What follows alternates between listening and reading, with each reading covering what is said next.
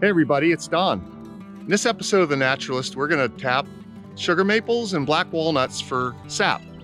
And in the second part of this series, we're going to boil that sap down to make syrup.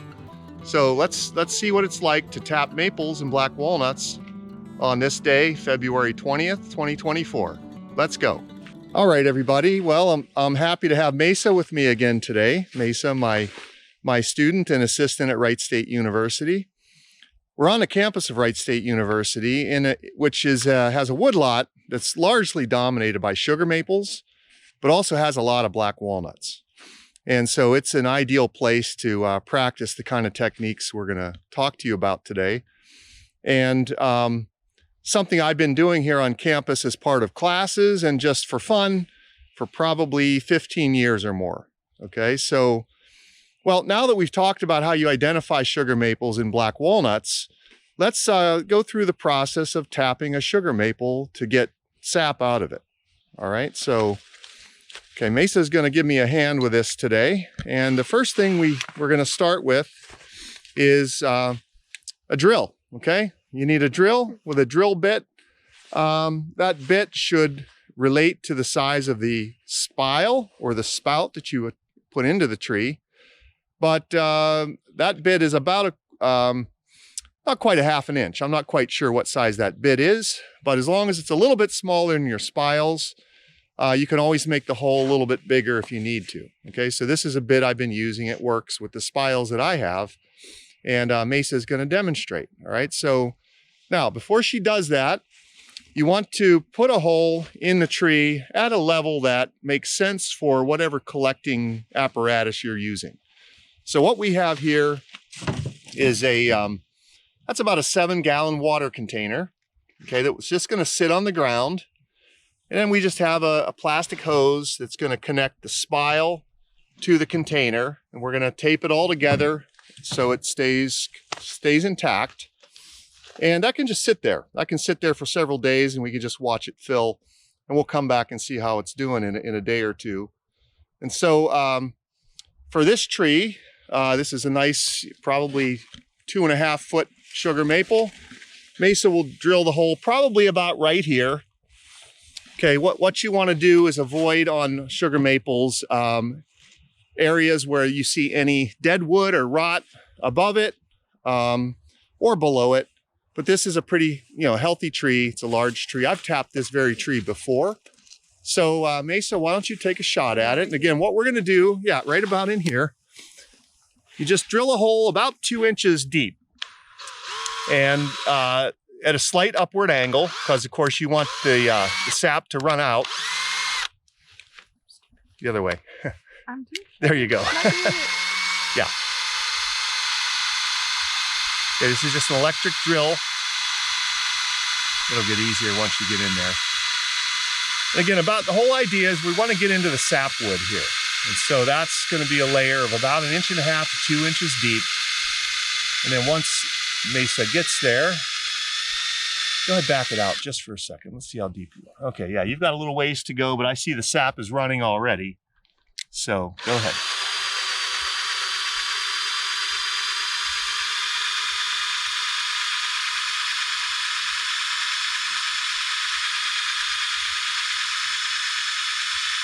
Okay, let's take a look again.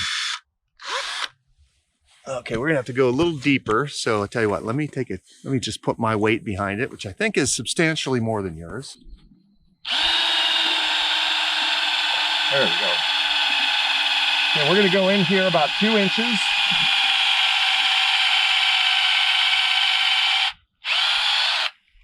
Now we're going a little bit farther.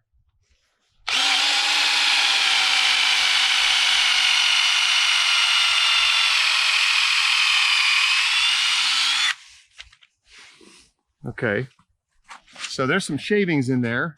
We'll want to dig out those shavings. And then we should see the sap. You can see the sap starting to run.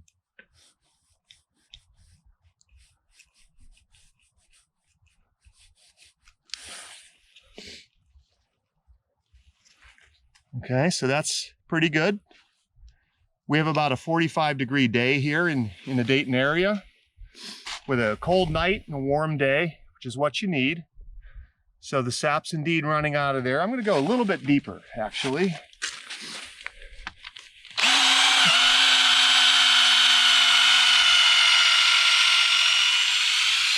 Okay.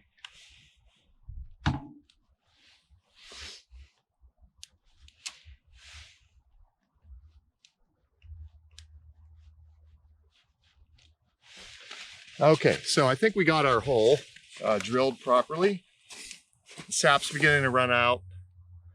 And Mesa, if you want to take over again, why don't you get one of those spiles, tap it in there.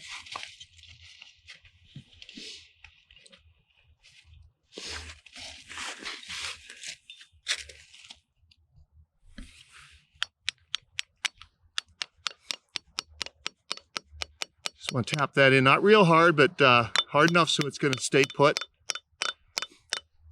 That's probably fine. You can see the sap beginning to run out of it at the moment. Okay. All right, now all we basically need to do, so we've tapped the tree. There we go. So the sap's running. And you could taste it at this point. Yeah, it's sweet, all right. Okay, and we're basically going to tape the hose on the spile, send it into the collection container, tape it all together, and just wait. All right, so that's the process of tapping. And again, there's lots of different techniques that people use here. Some people hang buckets off the spile on the tree. You can have systems under a vacuum that you attach to multiple trees and send them to a collection spot. I'll hold that while I go ahead and tape it up here. There's all kinds of different ways. The bottom line is you get the sap to come out of the tree and you collect it some way. And this is a simple way that we've been using here lately. That's probably good enough. Let's put that okay, so that'll be sufficient to hold the hose onto the spile. And then we'll just tape it into the container. Actually, this container has lids, but the hole in the lid was just a little bit too small for this hose to fit in it. You can go ahead and cover the whole thing. That's it, yeah. So it is good to cover your containers because insects and things will find their way into these containers, especially things like ants. That's funny. And debris and things like that. So a little bit of tape like that will just hold everything in place. Okay, and then right at the moment, there is a little stream of sap that's running steadily through that hose into that container. And we're going to come back tomorrow and see how much sap we've collected in that container. Now, with a large tree like this, you could probably collect 10 gallons or more sap from every hole that you drill in it. And a tree like this could take probably 3 to even 4 taps if you chose to tap it multiple times. So this is really a sustainable practice. It's amazing to think about, but this tree tolerates this very well. It has very little impact on the growth of the tree. We're only taking a very small percentage of the total sugar that this tree has accumulated throughout the season. So, you know, you can tap trees year after year for 100 years or more. Okay, it's a sustainable harvesting sort of practice. Okay, so that's the setup, and we're going to do the same thing on a black walnut here shortly. Okay, before we do that though, I wanted to point out something else that enjoys maple sap. So the holes you see in front of me here are holes created by yellow-bellied sapsucker, all right, which is a kind of woodpecker. And what it's done is pecked holes into the sapwood, caused the sap to run, just like what we're doing, and it feeds on that sap, okay? So as Mesa was commenting, it's not common to see them punch holes in a tree this low, for one, in a tree with such thick bark, but they got the right kind of tree for sure. You can see the sap that's been running out of these holes. until they seal up and heal over, okay? They'll often do that higher up on thinner bark trees, but I do see other spots where they've done this in the past on this very tree. Okay, so they're after the same thing we are. All right, so we found our next victim here, black walnut. And we're just within 100 feet of the sugar maples that we tapped. Our woods here at Wright State, by the way, are filled with sugar maples, heavily sugar maple dominated, but a lot of black walnuts. So there's one here, and there's one right beside us, right over there. Okay, so again, black walnut, you have to go at it a little bit different than sugar maple. It has a thicker, more channeled bark. So here we're going to want to start our taps in between the channels. Okay, because we'll be drilling through a lot of just dead corky bark, outer bark here if we tapped into, you know, one of these ridges. So we're going to go in the interior of those, and then so we'll see how it goes.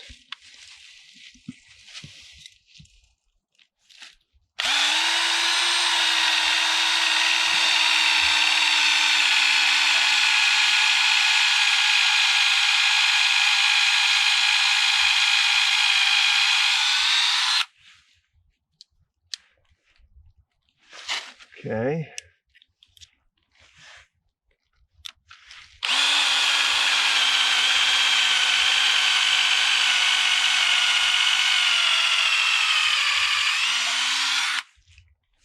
Clean that out. I had to go deeper, so I'm a little concerned I didn't get a good tap into sapwood there.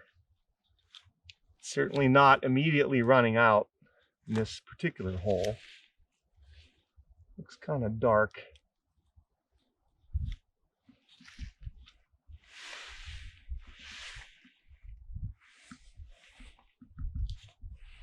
Yeah, certainly not running like the sugar maple. I might try another hole before I decide. I see a little bit of sap in there, but I had to go pretty deep to get to the sapwood. I'll try one more hole over here, a little bit over this large root, see if that makes a difference.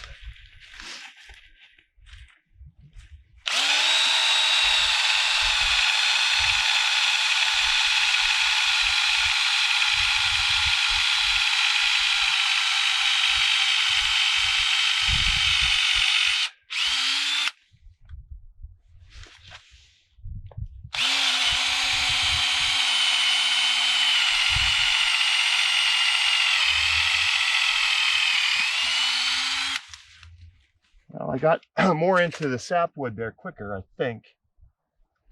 But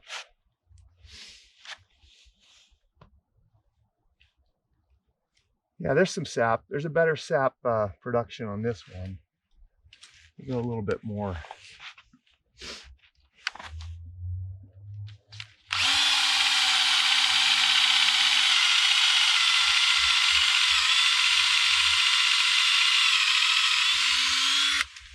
That should be plenty.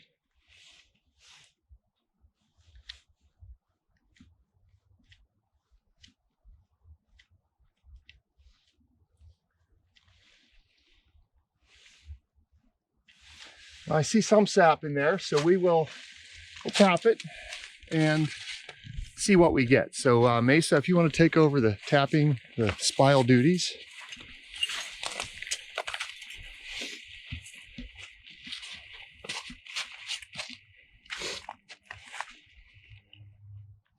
It's definitely running out. It's a lower volume than the sugar maple, but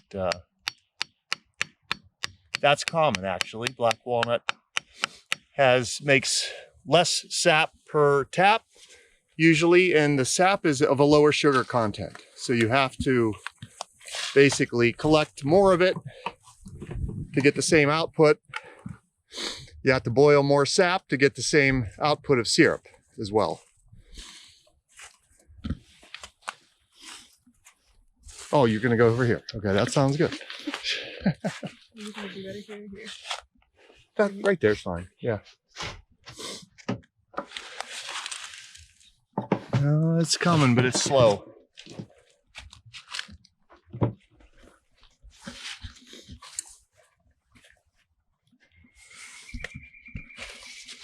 I hear a pileated woodpecker in the background.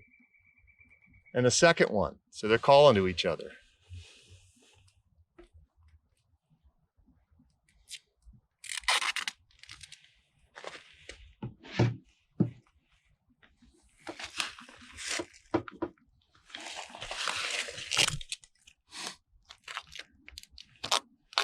And just the same technique, holding the hose to the spile. That's plenty good. Yep.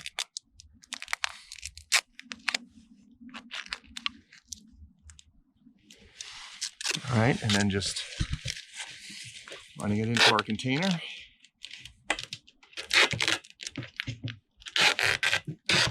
Now these containers, we'll probably sort of brace them a little bit with some sticks or logs, because what we found sometimes is you can have these things that you set on the ground. You can have things like deer run into them once in a while. Occasionally you have raccoons play around with them. So we brace them a little bit just to hold them upright. Okay, but that's it. We'll just keep that on there and see what the flow ends up being with this black walnut. Again, this is the first time I've ever tapped black walnuts, so I'm not entirely sure what to expect.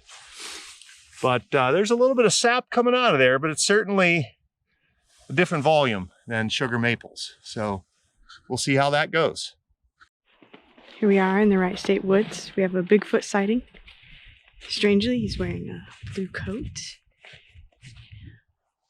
Let's see if we can get a little closer without spooking him.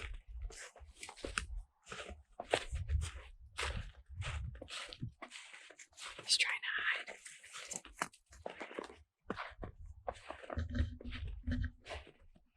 There he is. He's stealing from somebody's car. There he goes. First confirmed sighting of Bigfoot on camera. So there are a lot of different trees you could theoretically tap for making syrup. Every tree has sap rising in it in the spring, this late winter, early spring period. And the question is, which provides you the sap that makes the best syrup, most efficient and economical syrup? And of course, people think immediately maples. And that's true, okay? You use sugar maples, partly because they make a lot of sap, and that sap has a pretty high sugar content. The concentration of sugars in the sap itself is somewhat on the order of 2 to 3%, maybe 4% at best. And so the conventional wisdom is you have to boil about 40 gallons of sap to make 1 gallon of syrup, all right? Now, other saps with lower sugar concentrations, obviously you have to boil more sap to get the same amount of syrup. So even other maples vary in their sugar content, like red maple or silver maple. You can tap all those maples, and we'll also tap a red maple at some point. But they have slightly lower sugar contents, so you have to boil a little bit more sap to get the bang for your buck.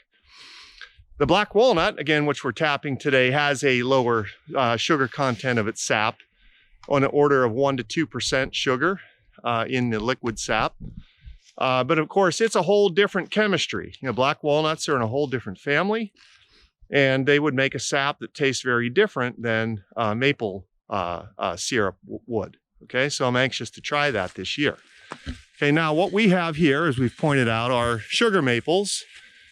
And the question would be, how do you identify a sugar maple? So one, you look around at the leaves that are on the ground. So Mesa, would you mind coming over here and grabbing, some of these leaves down here, and we'll see if we can identify a sugar maple leaf out of them. Yeah, this one right here will do. Yeah. Okay. So why don't you just sort of spread that out there. Okay. So there you go. That's your classic maple leaf. And if you find leaves like that around your trees of interest, you're very likely in the right ballpark. That one is a sugar maple. It has some features of a black maple as well, which is really closely related to sugar maple and would work just as well. So that gets you to the idea that, yeah, this could be a maple tree. Okay, next you look at the bark. And sugar maple has a pretty variable bark, but one thing large maple trees will have are these large plates that are very rigid and tough that stick out from the trunk, okay? They're very tough. They're not like thin plates of, say, a shagbark hickory that would break off. They're very tough, okay? That's a characteristic of sugar maples. It's a gray bark otherwise. Now, again, there's variation. Sometimes the bark is a lot smoother. Sometimes it's very shaggy. As I look around this area, I see all versions of that phenotype, okay? Very smooth barked sugar maples and very shaggy ones. But that's another feature you use. Of course, maples, if you're able to get up and look at the branches, they have opposite branching patterns as well. That's something else you use to identify them, but these big trees near the ground, you're not near any of the branches. So it's hard to see that if you don't look up there at the canopy, okay? But you can see it has opposite branching. Those are all clues to what makes a sugar maple. All right, now how do you identify a black walnut in the winter? So you do that mostly by the bark. Black walnut makes a very dark, almost purplish kind of bark, and it's very furrowed on large specimens. Okay, so it has thick ridges and valleys essentially, and it has a dark, I think almost like a purplish cast to it when you look at it from afar. You can't really rely on the leaves because they tend to they are shed early in the season and they tend to decompose quickly. So you usually can't find the leaves of black walnut on the ground like you can oak leaves or maple leaves later in the season. So the other thing about black walnut is it makes thick branches and with thick twigs, so that thick the whole way out to the end. If you look at the canopy, of course, we're way far away from the canopy, so it can be hard to see, hard to tell. But this dark, blocky bark is the key to black walnut identification in the winter. There's a pileated woodpecker pounding a hole in a tree right now. So we're getting a little bit of sap running out of this, much slower than the black walnut for sure. I'm expecting it'll take several days for that tub to fill up. Here's the hole we tried that didn't seem to be running very well, and it's dripping some sap, but not a whole lot. So we'll see. I suspect this one's going to take quite some time to fill. And I'm only going to do one container into sap in the end as well. So if that fills up to 7 gallons and we boil it down into syrup, we're going to get about 2/3 to 3/4 of a quart out of that. That's about all we're going to get in terms of sap. But it's supposed to be very unique and very tasty, so I'm excited to try it. How about you, Mesa? All right. Here's a good look of the sap dripping right out of this sugar maple. Dripping very well. We have tapped, if you haven't noticed with the sunlight here, we're in the afternoon of, what is this, February 20th? 19th? Okay, February 19th, 2024. We've tapped on the south side of these trees because that's the warmer side. Okay, the sap will be running more quickly in the south side of the trees than the north side, which of course is shadier. South and west side is where we tapped. Here now I'm looking at it from the northeast side of the trees. And the rise of sap is interesting in these trees. It's very complicated actually. When a tree is in the summertime, when it has leaves, sap is rising primarily through the action of evaporation of water vapor from the leaves. Okay, it's called transpiration. Okay, that's really what drives the rise of sap through trees, through plants and trees. Okay, small plants and large trees. But of course, these trees have no leaves. There's no evaporation of water vapor happening up there in the canopy. So how does the sap rise? Well, it's actually a quite complicated phenomenon. It starts at times of the year where you have freezing nights followed by daytime temperatures above freezing. Okay, so as soon as that hits, Some years it can be mid-late January that hits. Sometimes it hits later. But you have a day, nights where it's 28 degrees at night, 48 degrees during the day. Those are perfect kinds of days for the sap to start to rise. And why that is that the forces that drive the sap through the tree at this point rely on water freezing at night and then thawing during the day. When it freezes, the water retracts out of the xylem vessels where it normally flows into fiber cells surrounding the vascular bundles, the vascular tissue, and then it freezes. And then there's also air spaces that accumulate. That's what happens at night. And during the day, that water will thaw, and with the warming temperatures heating up both that water, that sap, and the air around it, forces the liquid back into the xylem vessels and pushes that sap upward. Okay, so it's basically a trunk-generated force due to the freezing and thawing cycle that you see this time of year that causes sap to rise. Otherwise, it couldn't get up there. There's no pump sending it up the tree. Okay, it relies on those kinds of physical forces. It's freezing, retracting the water, freezing, thawing, being forced back into the vessels, forcing it to rise. Now, when you tap a tree, that one little hole right there is interesting. You're punching one little tiny hole, okay, into the entire tree, and we're gonna collect 10 gallons of sap or more out of that. This one's really running quite well. All right, and a lot of that sap from this hole is coming from some width and height above that hole. Okay, so mostly what sap is being harvested is not so much below the hole, but what's above it. Okay, we've broken the chain there with that hole of vascular tissue. We've broken the chain, and created a wound, allowing the sap to run back out of this hole through the forces of gravity. So most of the sap we're collecting from this hole comes from above that hole. Okay? It's a very interesting, there's been a lot of studies on this. It's actually quite complicated. It took a long time for people to figure this out, and there's still debate about it. The other questions that come in are, is this a significant wound for the tree?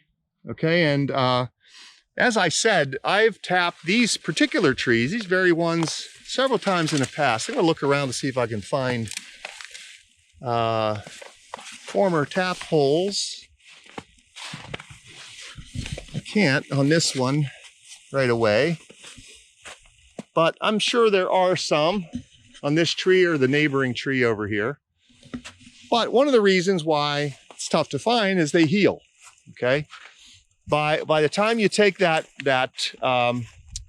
tap out here in a week or couple weeks, that wound will heal throughout the season. So by this summer, it'll be dry. It'll start the wound healing process.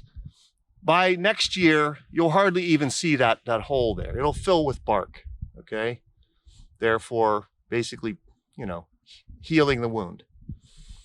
Okay, and now, if you repeatedly tap a tree, you do want to not tap the same spot exactly each year. You want to move some distance away.